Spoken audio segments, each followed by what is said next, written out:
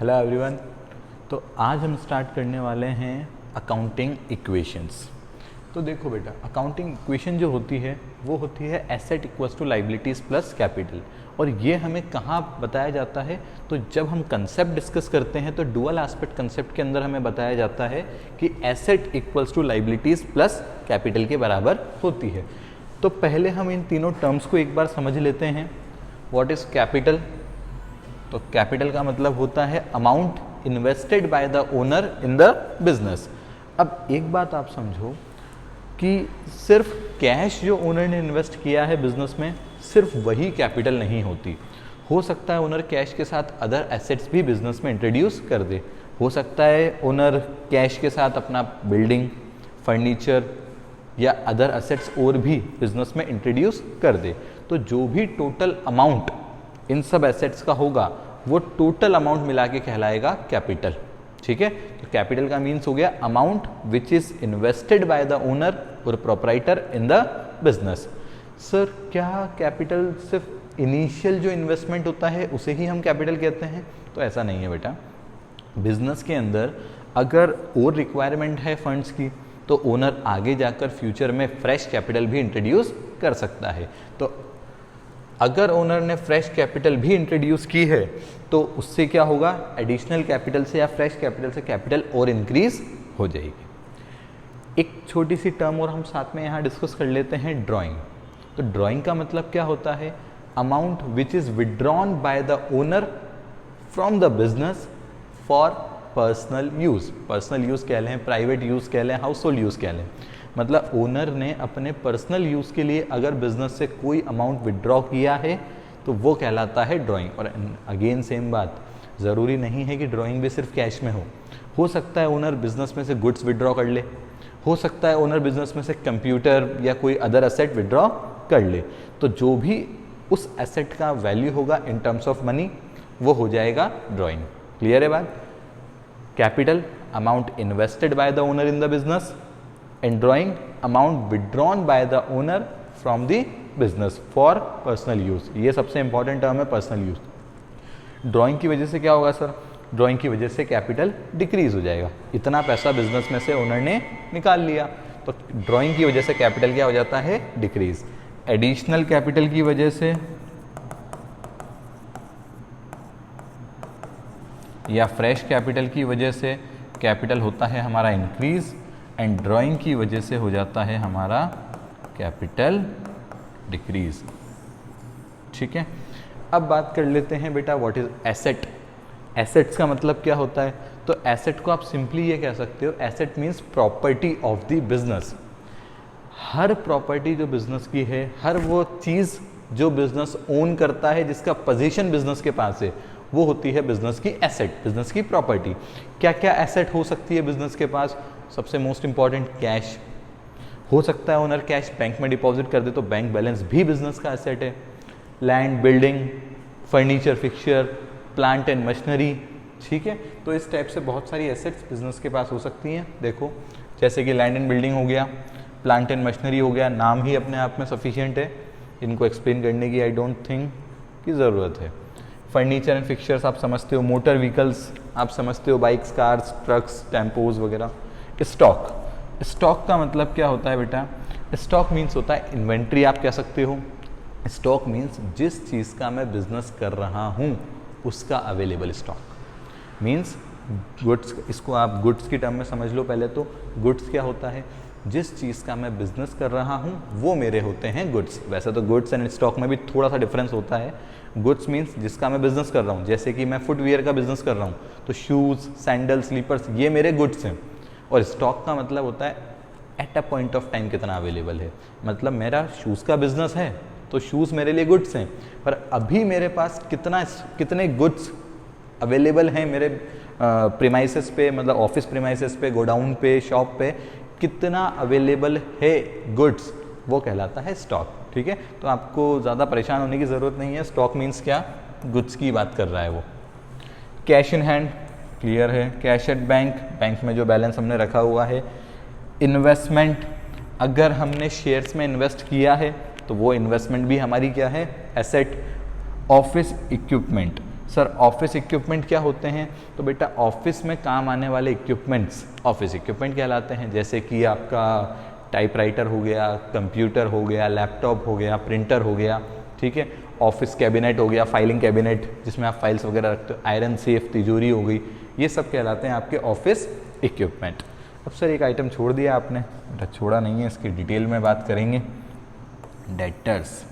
Sir debtor का मतलब क्या होता है? तो बेटा आप डेटर और क्रेडिटर दोनों टर्म को थोड़ा ढंग से समझ लो, ये दोनों टर्म आपके लिए बहुत ज़्यादा इम्पॉर्टेंट है।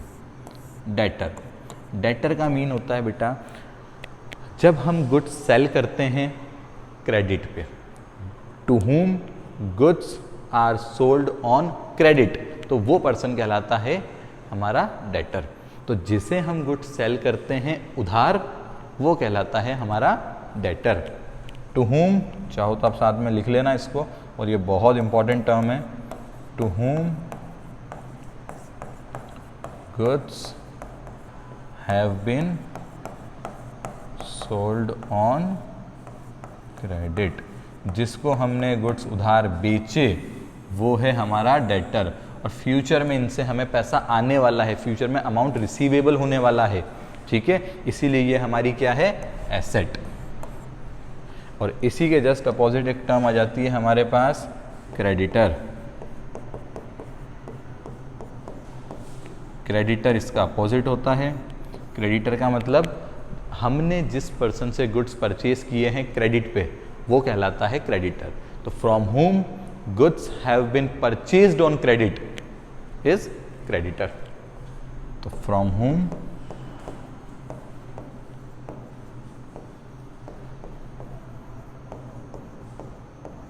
goods have been purchased on credit, जिससे हमने उधार खरीदा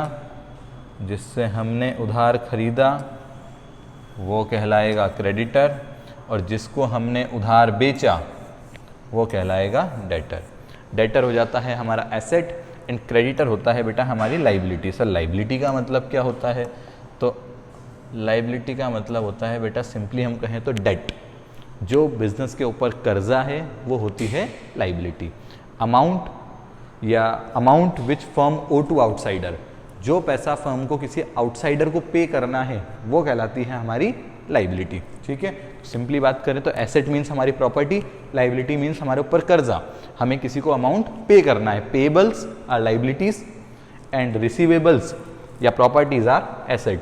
तो क्रेडिटर, हमने उधार खरीदा, तो सर आज नहीं फ्यूचर में, बट पेमेंट तो करना पड़ेगा, तो हमारे सर पे लाइबिलिटी है, हमारे ऊपर एक कर्जा है, हमें अमाउंट पे करना है। तो क्रेडिटर्स हो जाते हैं क्या? लाइबिलिटीज। डेटर हो जाते हैं एसेट। और ये दोनों टर्म आपके लिए बहुत ज़्यादा इंपॉर्टेंट है। चलो, तो आई थिंक डेटर क्लियर हो गया और इसी के साथ क्रेडिटर भी क्लियर होता है, ठीक है। लाइबिलिटी की हम बात कर रहे थे, amount which firm owe to outsider, firm को बाहर वालों को चुकाना है। तो सब बैंक से अगर हम लोन ले लेंगे तो ये भी तो हमारी लाइबिलिटी है, हमें बैंक वालों को अमाउंट रीपे करना है फ्यूचर में। अब बेटा दो स्पेशल टर्म्स की मैं बात करता हूँ, एक है आउटस्टैंडिंग एक्सपेंसेस और एक है प्रीपेड एक्सपेंसेस। एक्सपेंसेस का मतलब तो आप समझते हो। अब टर्म आती है हमारे सामने एक आउटस्टैंडिंग एक्सपेंस की और एक आती है प्रीपेड एक्सपेंस की। अगर आप थोड़ा सा नाम को ध्यान से पढ़ें, पेड मतलब दे चुके हैं, प्री मतलब पहले। तो ऐसे एक्सपेंसेस जिनको आप एडवांस में पे कर चुके हैं, पहले ही आप एक्सपेंस को पे कर चुके हैं, वो कहलाते हैं प्रीपेड एक्सपेंसेस। चाहो तो आप इसके साथ लिख लो, प्रीपेड एक्सपेंस का मीनिंग क्या हो गया? Expenses paid in advance.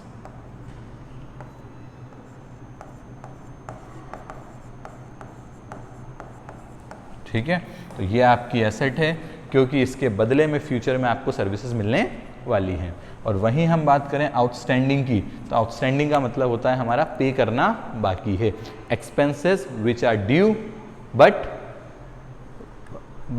Not paid, expense due but not paid, तो वो कहलाते हैं आपके आउटस्टैंडिंग एक्सपेंसेस। तो ऐसा एक्सपेंस जो आपका हो तो चुका है बट अभी आपको उसे पे करना बाकी है। सब पे करना बाकी है, इसलिए तो वो हमारा क्या है? लाइबिलिटी।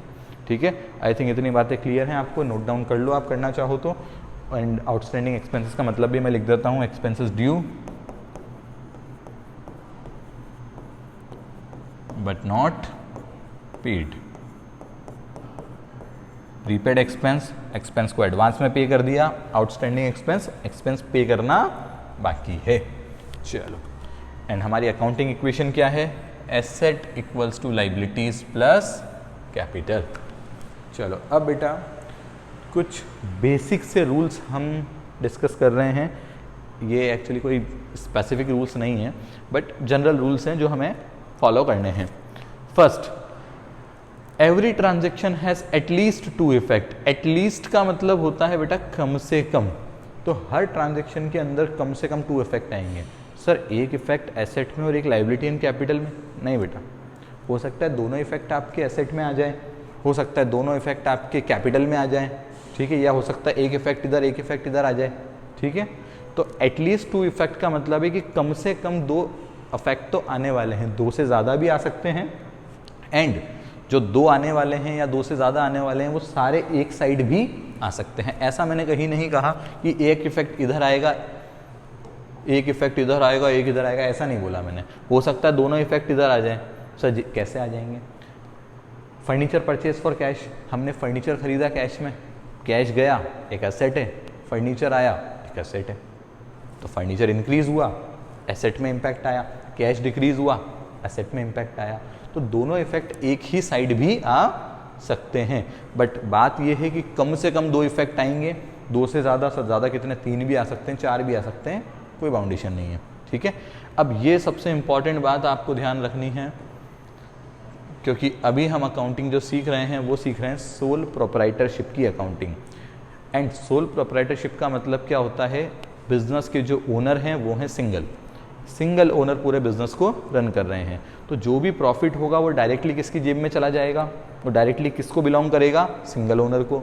जो भी खर्चा होगा, नुकसान होगा, वो डायरेक्टली किसको अफेक्ट करेगा, ओनर को, सिंगल ओनर को। तो every income and gains will be added to the capital, क्योंकि कैपिटल किसको बिलोंग कर रहा है, कैपिटल अकाउंट किसको बिलोंग कर रहा है, ओनर अकाउंट को। तो कोई भी इनकम या फ़ायदा होगा तो वो डायरेक्टली हम कहाँ ऐड कर देंगे, कैपिटल में। एंड कोई भी एक्सपेंस या लॉस होगा तो वो अल्टीमेटली किसका पैसा कम कर रहा है, ओनर का, तो वो डिडक्ट हो जाएगा कहाँ पर, कैपिटल में। ये बहुत इंपॉर्टेंट बात है, इसको आप ध्यान रखना। एंड बेसिक सी बात है, मैथमेटिक्स थोड़ी सी तो आप समझते ही हो, अगर कोई एक इक्वेशन है तो वो इक्वेशन आगे भी टैली रहती है।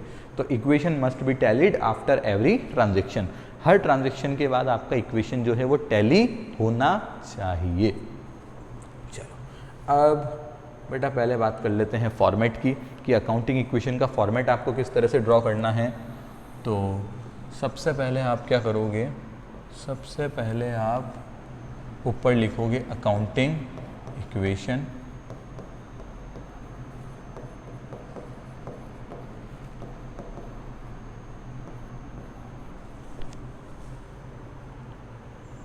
ठीक है। एक छोटा सा कॉलम आपको चाहिए सीरियल नंबर का, ज़्यादा बड़ा कॉलम बनाने की ज़रूरत नहीं है इसका। एक कॉलम हो जाएगा आपका पर्टिकुलर्स का, ठीक है, एक सफिशिएंट अमाउंट, सफिशिएंट स्पेस आप यहाँ रख लेना। इसके बाद बेटा अब ये जो राइट साइड आपका पार्टीशन बाकी है, इसके अंदर हमें 3 बड़े कॉलम चाहिए, एक एसेट्स के लिए, एक लाइबिलिटीज़ के लिए और एक कैपिटल के लिए। कैपिटल में आप सिंगल एक स्केल मार्जिन से बना सकते हो, ये हो गया हमारा कैपिटल का कॉलम। और कैपिटल में आपने देखा था जितने भी आपको डिटेल्स दिख रही थी, एसेट्स बहुत सारी तरह की होती है, लाइबिलिटीज़ भी मल्टीपल टाइप्स की होती हैं, और कैपिटल सिंगल कैपिटल है। तो कैपिटल के लिए सिंगल कॉलम हो जाएगा, लाइबिलिटीज़ के लिए भी ज़्यादा कॉलम्स की रिक्वायरमेंट नहीं है, जनरली आपको 1 या 2 कॉलम में आपका काम हो जाता है, बट डिपेंड करता है क्वेश्चन की रिक्वायरमेंट पर। तो आप एक काम करोगे, इस बीच वाले स्पेस को यहाँ से मैंने 2 पार्ट्स में डिवाइड कर दिया, और आगे का कॉलम हमने बना दिया एसेट्स के लिए, और पीछे का कॉलम हमने बना दिया लाइबिलिटीज़ के लिए। अब आप एक काम करना, अब जैसे जैसे कोई भी एसेट आती जाए आप एसेट के अंदर उसके फर्दर कॉलम डालते जाना, ठीक है। और लाइबिलिटीज़ जैसे जैसे आती जाएँ, वैसे तो एक या मैक्सिमम 2 लाइबिलिटी आपको दी होती है क्वेश्चन में, तो लाइबिलिटीज़ के कॉलम आप पीछे से बनाते हुए आना। इससे क्या होगा बेटा, जैसे कि आपके इसमें एक कैश का कॉलम बन गया आपका, स्टॉक का कॉलम बन गया आपका, फर्नीचर का कॉलम बन गया आपका। इससे क्या होगा, बीच का स्पेस आपके पास अवेलेबल रहेगा। अगर एसेट्स में रिक्वायरमेंट होगी तो उसे हम एसेट में यूज़ कर लेंगे, लाइबिलिटीज़ में रिक्वायरमेंट होगी तो उसे हम लाइबिलिटीज़ में यूज़ कर लेंगे, ठीक है। चलो अब समझते हैं कि हमें इनके क्वेश्चंस को किस तरह से डील करना है।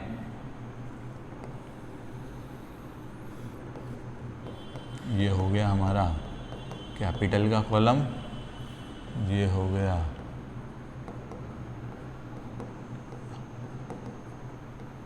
लाइबिलिटी का कॉलम, और आगे हो गया हमारा एसेट्स का कॉलम। चलो ऊपर लिख देंगे हम अकाउंटिंग इक्वेशन।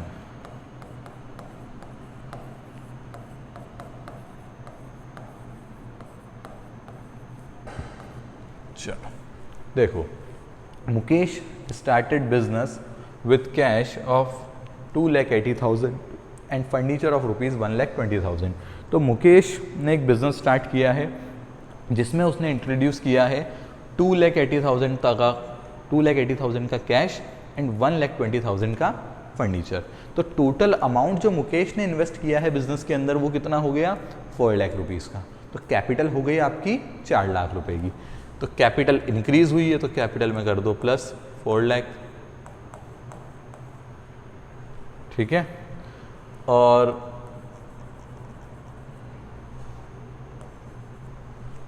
$2,80,000 का कैश इंक्रीज हुआ, 1,20,000 का फर्नीचर इंक्रीज हुआ। कैश एंड फर्नीचर दोनों आपकी एसेट है, तो कैश एसेट के अंदर एक कॉलम बना दो आप कैश का, ऐसे ही एसेट के अंदर एक कॉलम बना दो आप किसका, फर्नीचर का।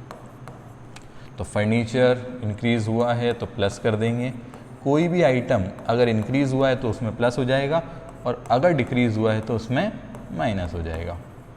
तो आप देखो यहाँ भी अगर आप इंटरनल इक्वेशन भी चेक करोगे ना तो इंटरनल इक्वेशन भी बराबर ही आनी है आपकी, asset equals to liabilities plus capital. देखो आप एसेट साइड में टोटल हो गया 4 लाख रुपीज़ का, लाइबिलिटी 0 प्लस कैपिटल 4 लाख, तो लाइबिलिटी इधर लाइबिलिटी प्लस कैपिटल साइड भी बैलेंस कितना हो गया आपका 4 लाख रुपीज़ का।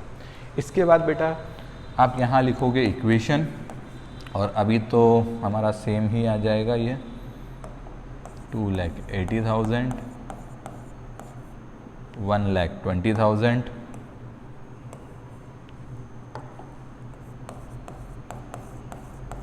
एंड इधर 4 लाख रुपीज़। चलो नेक्स्ट इक्वेशन देखो आप, नेक्स्ट ट्रांजेक्शन देखो, परचेज फर्नीचर फॉर कैश। हमने फर्नीचर परचेज किया है कैश में, तो फर्नीचर आया एंड कैश गया। फर्नीचर भी एक एसेट है एंड कैश भी एक एसेट है। फर्नीचर इंक्रीज हुआ, फर्नीचर में कर देंगे प्लस, कैश डिक्रीज हुआ, कैश में कर देंगे माइनस। तो अब हमारा क्या इक्वेशन दिख रहा है, अब हमें सर इक्वेशन दिख रही है कैश 280 का अवेलेबल था, 280 में से 30,000 डिक्रीज हो गया, तो 2,50,000 का अब हमारे पास कैश अवेलेबल है। फर्नीचर इंक्रीज हो गया तो इंक्रीज होके 1,50,000 का हो गया। कैपिटल अभी भी हमारी कितनी है 4 लाख रुपीज़ की, ठीक है। तो ये हमारी क्या बन गई अब, न्यू इक्वेशन, ठीक। चलो थर्ड ट्रांजेक्शन देखो आप, he purchase goods for cash ₹50,000, 50,000 rupees के गुड्स उसने परचेज किए कैश में। तो गुड्स मीन्स क्या, एक स्टॉक के कॉलम की रिक्वायरमेंट है हमें, स्टॉक भी हमारा एसेट होता है, और क्योंकि कैश में गुड्स खरीदे हैं तो गुड्स आ गए, गुड्स इंक्रीज हो गए एंड कैश चला गया, कैश डिक्रीज हो गया। तो कैश में हम कर देंगे माइनस 50,000 एंड गुड्स में हम इंक्रीज कर देंगे स्टॉक में 50,000। चलो तो अब बन गई हमारी न्यू इक्वेशन। फर्स्ट टाइम जो इक्वेशन बनेगी उसे हम इक्वेशन कहेंगे, और उसके बाद जो भी हमारी फर्दर इक्वेशंस बन रही हैं उन्हें हम कह देंगे न्यू इक्वेशंस। तो अब हमारे पास कैश कितना अवेलेबल है 2 लाख रुपीज़, न्यू इक्वेशन में से आपको प्लस माइनस करना है, क्योंकि यहाँ तक का काम यहाँ हो चुका है। फर्नीचर 150 प्लस यहाँ कोई इम्पैक्ट नहीं आया तो 150 ही है। स्टॉक 50,000 का एंड इधर कैपिटल 4 लाख की। आप चाहो तो रैंडमली कहीं भी चेक कर सकते हो, कोई भी इक्वेशन आप रैंडमली चेक करोगे तो equation asset equals to liability plus capital आनी चाहिए। आप चेक करो इधर 2 लाख प्लस 150 प्लस 50,000 तो 2 + 2 4 लाख, उधर भी कितना है 4 लाख। चलो नेक्स्ट इक्वेशन आप देखो, नेक्स्ट इक्वेशन आपके सामने है, नेक्स्ट ट्रांजेक्शन आपके सामने है। He purchased goods on credit for ₹70,000 from Ankit. Ankit से हमने गुड्स परचेज किए, कितने के 70,000 रुपीज़ के। तो सर गुड्स परचेज किए तो गुड्स तो इंक्रीज हो जाएंगे 70,000 से, ठीक है। अब सर अगर हमने गुड्स कैश में परचेज किए होते तो हमारे पास से कैश चला जाता, कैश रिड्यूस हो जाता, बट हमने खरीदे हैं ऑन क्रेडिट। तो आप सोचो डेटर आएगा या क्रेडिटर आएगा। हमने कहा था अगर हम किसी से गुड्स परचेज कर रहे हैं क्रेडिट पर, उधार हमने खरीदा, तो वो कहलाता है क्रेडिटर और वो होती है लाइबिलिटी। तो अब हमारे पास लाइबिलिटी में एक कॉलम आ गया जिसका नाम है क्रेडिटर, ठीक है। तो जब गुड्स परचेज किए हैं उधार तो लाइबिलिटी इंक्रीज हो गई, लाइबिलिटी बढ़ गई। हमें फ्यूचर में अंकित को 70,000 रुपीज़ पे करना है, ठीक है। तो अब हमारे सामने फिर न्यू इक्वेशन आ जाती है क्या, यहाँ कोई इम्पैक्ट नहीं आया, 2 लाख रुपीज़, 1,50,000 रुपीज़, 50 + 70 1,20,000 रुपीज़, इधर 70,000 एंड इधर 4 लाख रुपीज़। चलो next, paid 2,000 for rent. 2,000 rupees हमने पे किया रेंट के लिए, तो पे किया, कैश चला गया, कैश में तो हम कर देंगे माइनस 2,000 रुपीज़। अब सर क्या बोला था हमने रूल में कि every expenses and losses will be deducted from the capital and every income and gain will be added to the capital। तो अब आप एक बात बताओ, रेंट हमने पे किया तो एक्सपेंस है या इनकम है? सर एक्सपेंस है। पे किया तो एक्सपेंस है, एक्सपेंस है तो वो कैपिटल को क्या कर देगा, कम कर देगा। तो पेड रेंट में हम कर देंगे यहाँ से 2,000 कैश में से माइनस एंड 2,000 इधर कैपिटल में से माइनस। और जब आप इसको प्लस माइनस कर दोगे तो न्यू इक्वेशन आपके सामने आ जाती है क्या, 1,98,000, 1,50,000, 1,20,000, इधर 70,000 एंड इधर 3,98,000। अब यही इक्वेशन जो फाइनल इक्वेशन है वो हम नेक्स्ट यूज़ कर लेते हैं। यहाँ पर 1,98,000 ये था हमारा कैश, ये है हमारा फर्नीचर, नेक्स्ट था हमारा स्टॉक, इधर है हमारी लाइबिलिटी के अंदर क्रेडिटर एंड लास्ट कॉलम है हमारा कैपिटल का।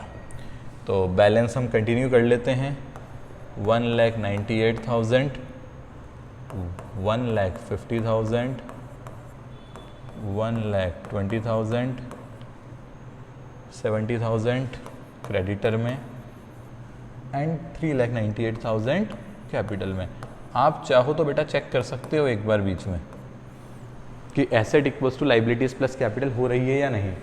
तो इधर 150 + 120 ये हो गया आपका 2,70,000, 270 + 2 तो 470, 468, इधर आ रहा है हमारा 4,68,000। और उस तरफ आप देखोगे तो 398 + 70 उधर भी हो गया 4,68,000। तो asset equals to liability plus capital, ये आपका इक्वेशन हर जगह टैली होना चाहिए। अगर ये टैली नहीं हुआ दैट मीन्स आपने कहीं ना कहीं कुछ ना कुछ मिस्टेक तो की है। नेक्स्ट देखो आप, received 5,000 rupees for commission, 5,000 rupees हमें रिसीव हुए कमीशन के लिए, तो सर कैश इंक्रीज हो गया, और कमीशन रिसीव हुआ तो कमीशन हमारा क्या हो गया, इनकम। कमीशन हम पे करते तो हमारा एक्सपेंस होता, कमीशन हमें रिसीव हुआ है इसलिए वो हो गया हमारी income. And every income and gains will be added to the capital, तो इसको हम कर देंगे कैपिटल में ऐड। 5,000 यहाँ कैश में ऐड हो गया एंड 5,000 यहाँ कैपिटल में ऐड हो गया। अब बना दो आप इसके बाद वापस से न्यू इक्वेशन। 198 प्लस 5,000 कितना हो गया आपका, 2,03,000। इधर हो गया 1,50,000, इधर हो गया 1,20,000, इधर 70,000 एंड 398 प्लस 5 इधर हो जाता है आपका 4,03,000। ठीक है, तो नेक्स्ट एंट्री देखो आप, withdrew cash for private use. Private use के लिए जब भी हम कोई अमाउंट विड्रॉ करते हैं वो कहलाती है हमारी ड्राइंग। एंड ड्राइंग क्या करती है बेटा, drawing means amount withdrawn bye owner from business for personal use, for private use. तो ड्राइंग की वजह से हमारा कैपिटल क्या हो जाता है, कम। जो इन्वेस्टेड अमाउंट है ओनर का वो हो जाता है कम। तो एक हमारे पास से कैश चला गया और एक हमारे पास से कैपिटल डिक्रीज हो गई। अमाउंट नहीं थे, इसको ले लेते हैं 3,000 रुपीज़। तो 3,000 यहाँ कैश में कम हो गया एंड 3,000 यहाँ कैपिटल में भी कम हो गया। तो अगेन आपकी इक्वेशन जो बनकर आ गई वो आ गई इधर 2 लाख, न्यू इक्वेशन 1,50,000, 1,20,000, 70,000 एंड इधर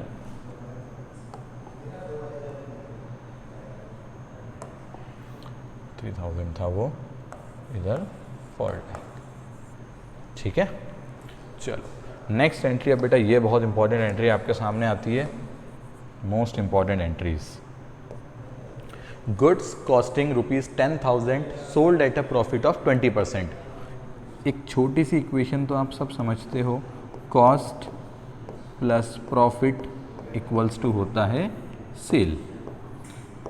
तो सर 10,000 की कॉस्ट के गुड्स, मतलब जो गुड्स मुझे 10,000 रुपीज़ में आए थे उन्हें मैंने सेल किया कितने प्रॉफिट पे, 20% के प्रॉफिट पे। तो 10,000 का जब आप 20% कैलकुलेट करोगे तो 10,000 इंटू 20/100 सॉल्व करोगे तो आ जाएगा 2,000। तो 10,000 के गुड्स को हमने 2,000 के प्रॉफिट पे सेल किया, दैट मीन्स हमने 12,000 रुपीज़ में गुड्स को सेल कर दिया। अब क्योंकि गुड्स हमने सेल किए हैं कैश में तो हमारे पास पैसा आया कितना, 12,000 कैश में हो जाएगा प्लस, ठीक है, गुड्स हमारे पास से चले गए तो गुड्स का वैल्यूएशन होता है बेटा हमारा cost per.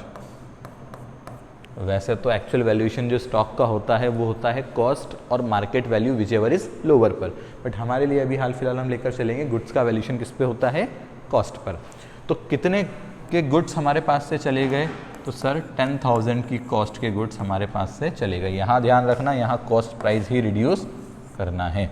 And sir 2,000 rupees का हमें हो गया प्रॉफिट, तो प्रॉफिट ऐड हो जाएगा कहाँ पर, आपके कैपिटल अकाउंट के अंदर। चलो तो अब बना दो आपकी न्यू इक्वेशन। न्यू इक्वेशन आ गई आपकी 2,12,000, इधर आ गई 1,50,000, इधर 120 में से 10 माइनस हो गया 1,10,000, इधर 70,000 एंड इधर 4,02,000। ठीक है, चलो अब देखो सिमिलर ट्रांजेक्शन है बट ये कैश की जगह हो जाएगा आपका क्रेडिट पर। Goods costing 15,000 sold for ₹18,000 to Ajay. 15,000 rupees के गुड्स को हमने 18,000 रुपीज़ में अजय को सेल कर दिया, दैट मीन्स 3,000 रुपीज़ का आपका क्या हो गया, प्रॉफिट। देखो इस ट्रांजेक्शन को आप, ये ट्रांजेक्शन हो गया आपका 15 के गुड्स 18 में सेल किए, तो गुड्स कितने के चले गए हमारे पास से, 15,000 के। 3,000 रुपीज़ का हमारा प्रॉफिट हो गया, 3000 रुपीज़ का प्रॉफिट हम ऐड कर देंगे कहाँ पर, कैपिटल के अंदर, ठीक है। और सर 18,000 अगर ये ट्रांजेक्शन कैश में होता तो फिर 18,000 हम कैश में ऐड कर देते, बट क्योंकि ये ट्रांजेक्शन सर नाम दिया हुआ है, कैश का कहीं भी डिटेल नहीं है, तो ये ट्रांजेक्शन हो गया हमारा क्रेडिट पर। तो गुड्स परचेज किए क्रेडिट पे, क्रेडिटर लाइबिलिटी, गुड्स सेल किए क्रेडिट पर, तो ये होता है हमारा असेट, और इसको हम कहते हैं डेटर। कितना, 18,000 से हमारे डेटर इंक्रीज हो गए। तो न्यू इक्वेशन बन गई आपकी 2,12,000, 1,50,000, इधर आपका आ गया 110 माइनस 15 दैट इज 95,000, इधर 18,000, इधर 70,000 और इधर हो गया 4,05,000। तो बेटा दो छोटे छोटे से ट्रांजेक्शन और हम डिस्कस कर लेते हैं, फिर उसके बाद इसको कंप्लीट करते हैं। तो इक्वेशन आप आगे कंटिन्यू कर लो। कैश में 2,12,000, फर्नीचर में आ गया हमारा 1,50,000, स्टॉक अवेलेबल है हमारे पास 95,000, डेटर्स हैं 18,000 के, ये सब हैं हमारी एसेट्स। एंड लाइबिलिटी साइड में आप देखोगे तो लाइबिलिटी साइड में आपको दिख रहा है एक क्रेडिटर एंड एक इधर दिख रहा है आपका कैपिटल, लाइबिलिटी प्लस कैपिटल। ये है आपका 70,000 एंड 4,05,000। चलो, cash paid to Ankit. Sir Ankit को हमने कैश पे किया, अंकित कौन है हमारा, अंकित डेटर है या क्रेडिटर है? सर कैश पे किया है तो लाइबिलिटी पे की होगी ना। और वैसे भी आप अगर ऊपर का ट्रांजैक्शन चेक करोगे तो यहाँ आपको देखने को मिलेगा अंकित 4th एंट्री में। तो अंकित यहाँ चेक करो क्या था हमारा, क्रेडिटर। तो डायरेक्ट भी आप दिमाग लगा सकते थे, अदरवाइज आप यहाँ से जाकर भी चेक कर सकते थे कि अंकित हमारा क्रेडिटर है या डेटर है। तो अंकित है हमारा क्रेडिटर। कैश हमने पे किया तो पैसा गया कितना, 69,000, तो कैश में डिक्रीज हो जाएगा 69,000। अब बेटा फुल सेटलमेंट वर्ड का मीनिंग क्या होता है? फुल सेटलमेंट का मतलब होता है हिसाब किताब बराबर, ख़त्म। इसके बाद ना हमें इससे कुछ पैसा देना है ना हमें इससे कोई पैसा लेना है, यहाँ तक का जो भी अकाउंट था हमारा वो हो चुका है सेटल। तो देना कितना था सर अंकित को, देना था सर 70,000, तो पूरे 70,000 की लाइबिलिटी हमारी क्या हो गई, ख़त्म। अब सर ट्रांजैक्शन तो आपका टैली हो नहीं रहा है, तो बेटा यहाँ पे 1,000 रुपीज़ का आप देखो ना, फ़ायदा हुआ नुकसान हुआ। पे करना था मुझे अंकित को 70,000, बट 69,000 पे करके ही मेरा काम हो गया, तो 1,000 रुपीज़ का मुझे क्या हो गया, फ़ायदा। आप इंटरनल इक्वेशन भी चेक करोगे तो देखो इधर 70,000 माइनस 1,000 प्लस, तो इधर हो गया 69,000 माइनस का और इधर भी है 69,000 माइनस का। इसको आप प्लस माइनस कर दोगे, यहाँ आ जाएगा न्यू इक्वेशन। ये काम मैं आप पे छोड़ता हूँ। एक लास्ट एंट्री और आप देख लो साथ में, cash received from Ajay after deducting a discount of 5%। Ajay से हमें कैश रिसीव हुआ, तो सर डायरेक्ट आप दिमाग लगा रहे हो तो पैसा मिलेगा किससे, डेटर से, क्योंकि उधार बेचा था। लाइबिलिटी क्रेडिटर को पेमेंट करना पड़ेगा क्योंकि उससे उधार खरीदा था। तो अजय कौन है हमारा, सर अजय है हमारा डेटर। अगर आप यहाँ से ना देखो तो आप ऊपर एंट्री में चेक कर लो, ये रहा अजय और ये रहा हमारा अजय डेटर। तो अजय है हमारा डेटर। लेने थे कितने, 18,000 रुपीज़, लेने थे कितने, 18,000 रुपीज़, और उसने पैसा दिया but after a discount of 5%। तो 18,000 रुपीज़ का जब आप 5% कैलकुलेट करोगे तो ये आ जाएगा आपका 900 रुपीज़। तो 18,000 की जगह हमें रिसीव हुए हैं 900 कम। तो 18,000 में से जैसे ही आप 900 माइनस कर दोगे तो आपको आ जाएगा 17,100। तो इस ट्रांजैक्शन का मतलब क्या हो गया, cash received from Ajay ₹17,100।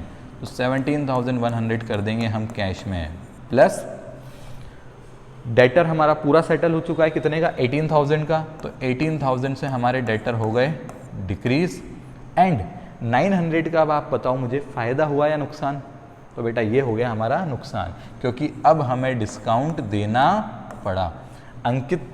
Ajay ने हमें कम अमाउंट पे किया, लेने थे हमें अजय से 18,000 बट हमें रिसीव हुए हैं 17,100, तो 900 रुपीज़ का डिस्काउंट हमें अजय को देना पड़ा। तो ये हो गया हमारा एक्सपेंस लॉस।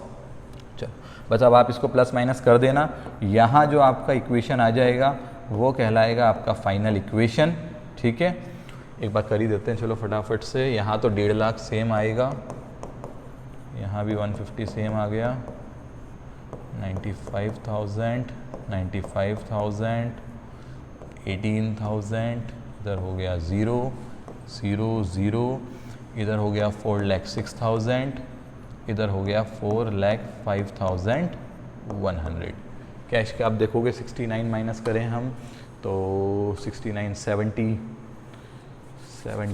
कितना बचा, 70, 130, 131, 141, 143। एक बार आप चेक कर लेना बैलेंस, माइनस प्लस चेक कर लेना, 40, 50, 60, 1,60,100।